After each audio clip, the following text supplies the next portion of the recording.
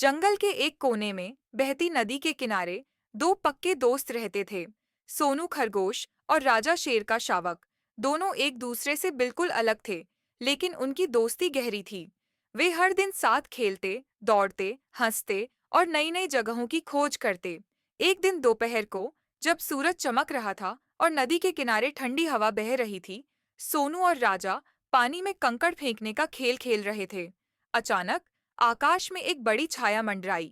इससे पहले कि कोई कुछ समझ पाता, एक विशाल बाज बिजली की तरह नीचे आया और सोनू को अपनी नुकीली पंजों में जकड़ लिया। सोनू! राजा चीखा, लेकिन बात सोनू को लेकर आसमान में ऊपर उड़ चुका था। राजा की आंखों में आंसू आ गए। उसका सबसे अच्छा दोस्त उसकी आंखों के सामने उड़ाकर ले जाया गया। लेकिन राजा जानता था, रोने का समय नहीं है, उसे कुछ करना होगा। राजा ने बाज का पीछा करने का निश्चय किया। वह जंगल के ऊंचे ऊंचे पहाड़ों की ओर दौड़ पड़ा, जहां बाज का घोंसला था। रास्ता कठिन था, लेकिन दोस्ती की ताकत से राजा थका नहीं। उधर बाज सोनू को अपने घोंसले में ले गया, जहां उसके 3 भूखे बच्चे इंतजार कर रहे थे। सोनू डर से कांप रहा था, लेकिन उसने हिम्मत नहीं हारी। उसने अपनी तेज बुद्धि से समय बिताने की कोशिश की, खुद को शांत रखा और मौका तलाशने लगा। तभी राजा चट्टानों पर चढ़ता हुआ घोंसले के पास पहुंच गया। उसने देखा कि सोनू घोंसले में सहमा हुआ बैठा है और बाज अपने बच्चों को भोजन कराने ही वाला है।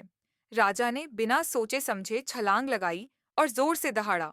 बाज चौंक गया। एक शेर का बच्चा इतनी ऊंचाई तक पहुंच गया। उसने राजा पर झपट्टा मारा, लेकिन राजा फुर्ती से बच गया और घोंसले में कूद पड़ा। सोनू, जल्दी मेरी पीठ पर चढ़ो! राजा चिल्लाया। सोनू फुर्ती से राजा की पीठ पर चढ़ गया। राजा ने पूरी ताकत से छलांग लगाई और पास के एक ऊंचे पेड़ की डाल पकड़ ली। बाज पीछे आया, लेकिन राजा की दहाड़ और पंजों ने उसे पीछे हटने पर मजबूर कर दिया। धीरे धीरे दोनों दोस्त डालों से होते हुए नीचे उतर आए। नीचे पहुंचते ही सोनू ने राजा को गले लगा लिया। तुमने मेरी जान बचा ली राजा। राजा मुस्कुराया। हम दोस्त हैं सोनू। दोस्ती में जान की बाजी लगानी पड़े तो भी पीछे नहीं हटते।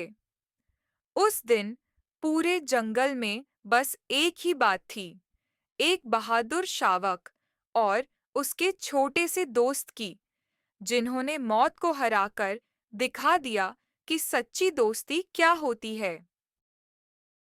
कृपया मेरे चैनल को सब्सक्राइब ज़रूर करें।